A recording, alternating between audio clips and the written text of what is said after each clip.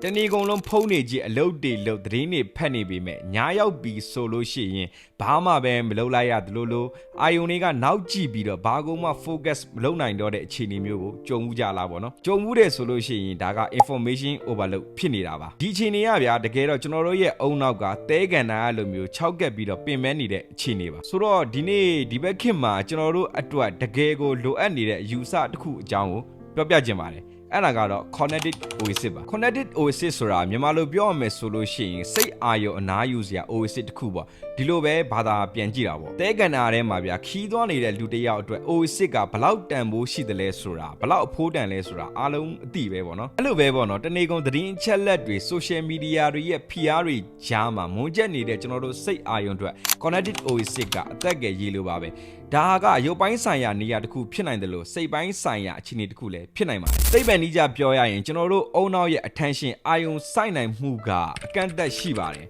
notification တွေတက်လာတိုင်း email တွေဝင်လာတိုင်း email တွေဖတ်တိုင်းမှာကျွန်တော်တို့ရဲ့ energy ကယိုစိတ်နေတာပါ attention span ကဒီဘက်ခေတ်မှာအရန်တိုလာတယ်ဆိုတာအားလုံးလည်းအသိပါပဲအဲ့တော့ connected oasis ကကျွန်တော်တို့ကိုဘာတွေကူညီပေးနိုင်မလဲပေါ့နော်ဒီနေရာမှာတခုပြောချင်တာက connected oasis ဆိုတာကကိုလုံးရင်လုံးသလားအကျိုးတွေရှိတာအကျိုးတွေများတာမို့လို့ဒီထဲကနေမှ3ခုလောက်ကိုပဲကျွန်တော်ပြောပါမယ်ပထမချက်ကတော့ brain recharge ပေါ့နော်စိတ်ကိုခိတ္တခဏအနားပေးပြီးတော့ brain recharge လုပ်လိုက်တဲ့အတွက်ကျွန်တော်တို့ရဲ့အာယုံစိုက်နိုင်စွမ်းတွေပြန်လည်တိုးတက်လာတာမျိုးပါဒုတိယချက်က end creativity ပါဒီလိုမျိုးစိတ်ကိုခိတ္တခဏအနားပေးပြီးတော့စိတ်ငြိမ်လာတဲ့အခါမှာကျွန်တော်တို့ရဲ့ကြက်နေတဲ့ပြဿနာတွေအတွက်အဖြေအသစ်တွေ idea ကောင်းတွေအလိုလိုထွက်လာတတ်တဲ့ unlock creativity ဖြစ်သွားတာပါတတိယချက်ကတော့ reduce stress ပါအခုချက်ချင်းသိရမယ်ခုချက်ချင်းလုပ်ရမယ်ဆိုတဲ့ FOMO တွေကနေလွတ်မြောက်သွားပြီးတော့စိုးရိမ်ပူပန်စိတ်တွေကိုရောကြသွားစေတာပါပဲဆိုတော့ကျွန်တော်တို့ရဲ့ကိုယ်ပိုင် connected oasis ကိုဘယ်လိုတိဆောက်ကြမလဲပေါ့နော်ဒုတစ်ယောက်နဲ့တစ်ယောက်ကလှုပ်ဆောင်ပုံချင်းမတူညီနိုင်တဲ့အတွက်ဒီနေရာမှာကျွန်တော်အထီးရောက်ဆုံးနီလန်3ခုကိုပဲမျှဝေပေးပါရစေပထမနီလန်ကတော့ digital detox space ပါဒီနီလန်ကအလွယ်ဆုံးပဲဗျာအိမ်မှာပဲဖြစ်ဖြစ်အလုပ်မှာပဲဖြစ်ဖြစ်ဗျာ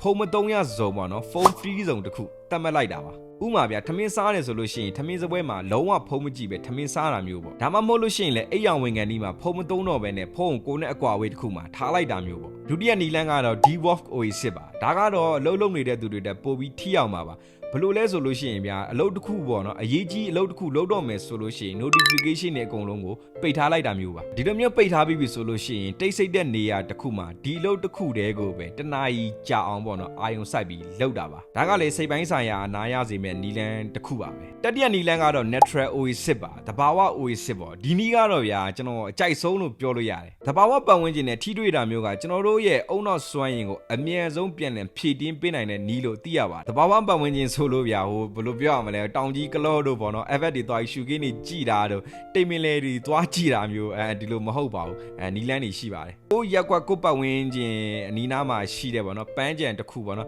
်ပန်းကြံမရှိဘူးဆိုလို့ရှိရင်လည်းအဲ့လိုစိမ့်ဆိုရှိရဲ့နေရာတစ်ခုပေါ့နော်ဒီလိုနေရာမျိုးတွေမှာတပတ်ကိုတစ်ခါလောက်ဖုံးမပါပဲနဲ့ကျွန်တော်တို့လမ်းလျှောက်ထွက်တာပေါ့ကို channel ဝင်းထဲမှာရှိတဲ့တစ်ပင်တွေနားမှာသွားထိုင်ပြီးတော့အေးဆေးလေးအနားယူတာတစ်ပင်ရိပ်မှာအနားယူတာမျိုးတွေပေါ့နောက်ပြီးရေကန်ရေချောင်းပေါ့နော်ရေကူးကန်ပေါ့စသဖြင့်အဲ့နေရာတွေမှာသွားပြီးရေကူးတာပေါ့ကျွန်တော်လုံးလေးရှိတာဆိုလို့ရှိရင်ကျွန်တော်ညနေပိုင်းဆိုရေသွားကူးတယ်ဗျာဘာလို့လဲဆိုကျွန်တော်နေတဲ့နေရာမှာကျွန်တော်ရေချောင်းလေးရှိတယ်ရေကန်လေးရှိတယ်ပေါ့နော်ကျွန်တော်အဲ့မှာရေသွားကူးတယ်ရေကူးတာကလည်းကျွန်တော်အကြိုက်ဆိုတော့လုံးဝကွက်တီပဲပေါ့နော